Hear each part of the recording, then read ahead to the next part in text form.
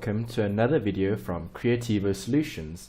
You are currently watching the Accounting for Non-Accountants video series. We've got lots of videos covering different topics specifically for you to help you better understand the basic principles when focusing on accounting. Please post comments and questions below, let me know what you're struggling with and I'll make the video to help you. Please subscribe to this channel and visit the website for more information and content and resources to help you. We've looked at financial position before, so in this video we're going to be summarizing the key concepts for each of the different statements that you will be disclosing in terms of financial information. We know we get different financial statements and we know that the use is important in terms of decision making. So the first statement is going to be looking at the statement of financial position. So we need to establish what financial position is. Well, we've looked at assets and we've looked at liabilities. Those have been two separate definitions that we've covered in the past. So when looking at financial position, we're looking at the net worth, which is the difference between our assets and our liabilities. If our assets are greater than our liabilities, we are in a good financial position and there's positive net worth. So how can we measure this?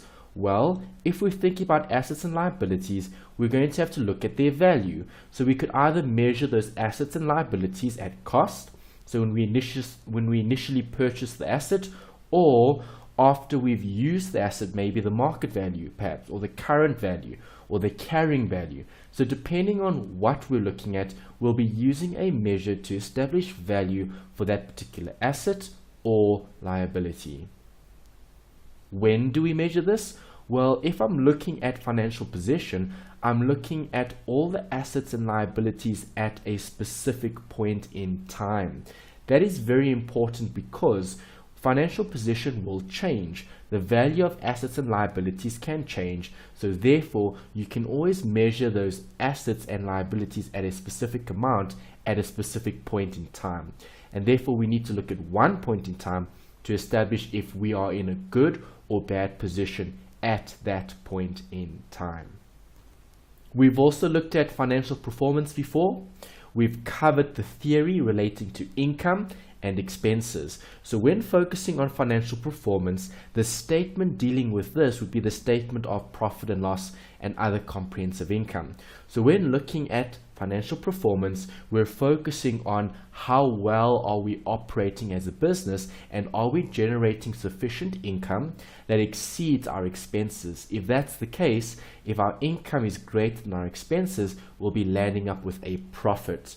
A profit represents good financial performance. If there's a loss, your expenses would be greater than your income, and that would give rise to a loss, which would represent a bad financial performance.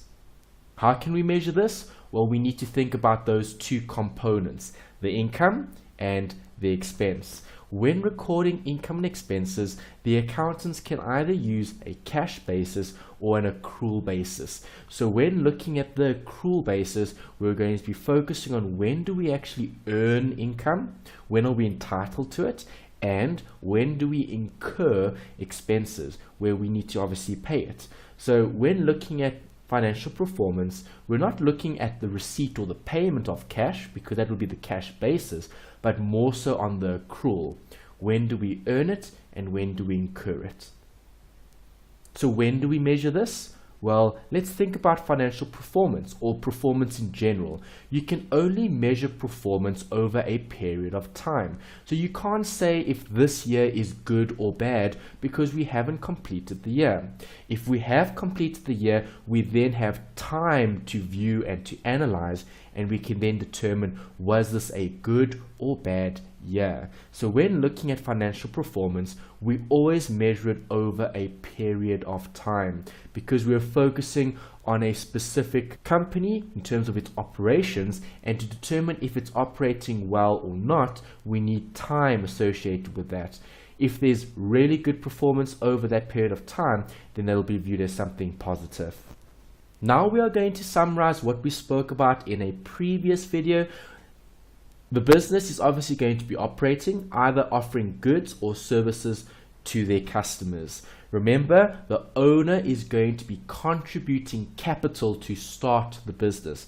Capital can either be money or assets that are given to the business by the owner in order to start the business. And we know once you've started a business, there's going to be transactions that are going to take place with your customers.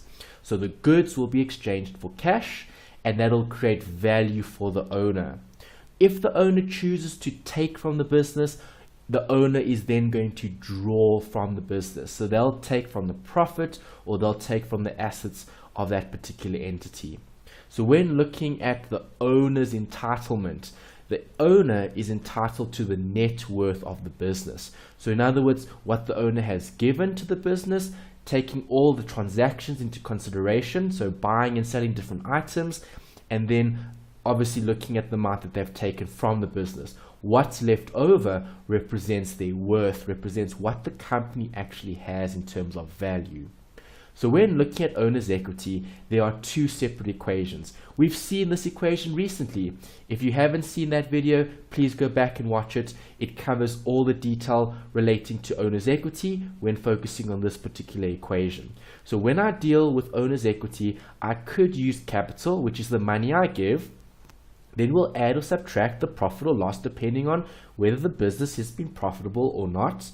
And we're going to have to subtract the drawings, and that amount that's left over would be representative of the owner's equity. And we know there's a basic owner's equity equation from our basic accounting equation, which is only looking at two components, the assets and the liabilities. So you now have two equations for owner's equity, the one which includes capital, profit and loss and drawings, and the other looking at assets and liabilities. The principle-based approach, guys, we've looked at how important these rules are over the last few videos. We know that accounting can be kept simple if we apply the golden rules. You need to follow the golden rules when preparing those financial statements and when interpreting transactions. So in the next video, I'm going to be showing you exactly how to interpret transactions to help you better understand what is actually happening in that transaction and would you be able to apply the rules. Knowing the rules is one thing, applying it is another thing. So when focusing on what we've looked at today, to recap, we've got 6 separate accounts. We've got assets, liabilities, income, expenses, capital, and drawings. When focusing on assets and liabilities, we're looking at the financial position. Then, when looking at the other 4 components, capital, drawings, income, and expenses, that makes up our owner's equity. Because we know that profit is attributable to the owners, and we calculate profit from income and expenses. If I take my total income and I subtract my total expenses, I'm going to land up with a profit. And we know the owner is entitled to the profit. So looking at their capital, taking the profit or loss into consideration, and then subtracting any drawings that has arose, we're then going to have owner's equity. And that's how we combine all of those 6 rules into different sections so we can disclose information to our users. Remember, disclosure is the way we present our information, the layout, the format, the way we communicate the information. As long as that communication of information is standardized and according to the rules, everyone will understand the language that we're speaking. And that takes us to the end of this video. Thank you for watching. Please subscribe to the channel and please comment below. Tell me, what are you still struggling with when it comes to accounting? You let me know which sections you would like me to expand on and I'll make the video to help you. Thank you, everyone.